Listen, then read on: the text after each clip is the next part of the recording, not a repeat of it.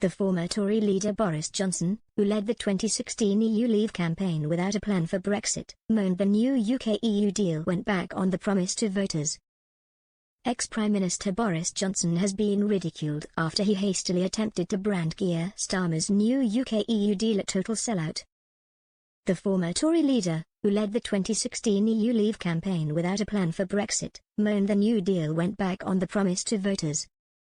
It came as Mr. Starmer unveiled a new UK-EU pact on Monday alongside the European Commission President Ursula von der Leyen at Lancaster House. More than 4 years on from Mr. Johnson's botched trade agreement, Mr. Starmer said the agreement was a win-win with benefits for shoppers, tourists and firms. He also insisted it was time to move on from the stale old political rows over Brexit. But within minutes the ex-PM, who was reported in 2018 to have said F business amid rows over the UK's exit from the EU, was quick with his hot take on X. He complained about the 12-year fishing agreement, despite agreeing to a deal on fishing with Brussels in 2020, which had been due to expire next year.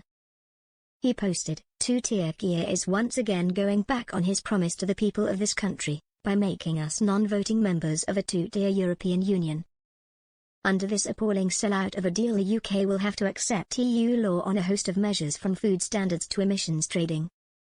We will have to accept whatever changes the EU decides to make to those laws," the ex-PM went on. Two-tier Keir is the orange ball-chewing manacle gimp of Brussels. He has sacrificed UK fishing interests, handing over our seas to be plundered again, when under the current Brexit agreement we are on the point of taking back full legal control, next year, of every fish in our waters.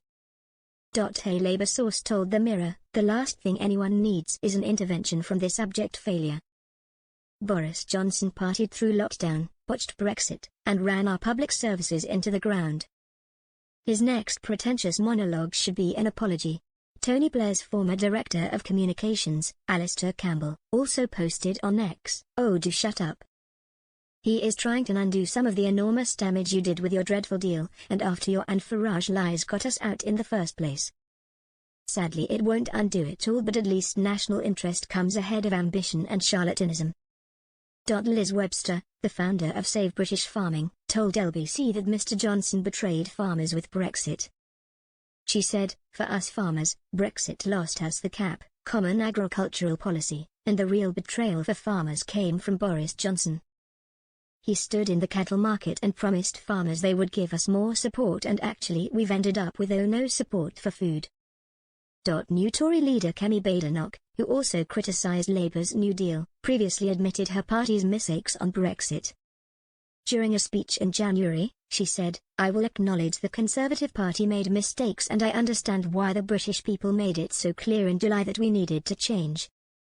We were making announcements without proper plans. We announced that we would leave the European Union before we had a plan for growth outside the EU.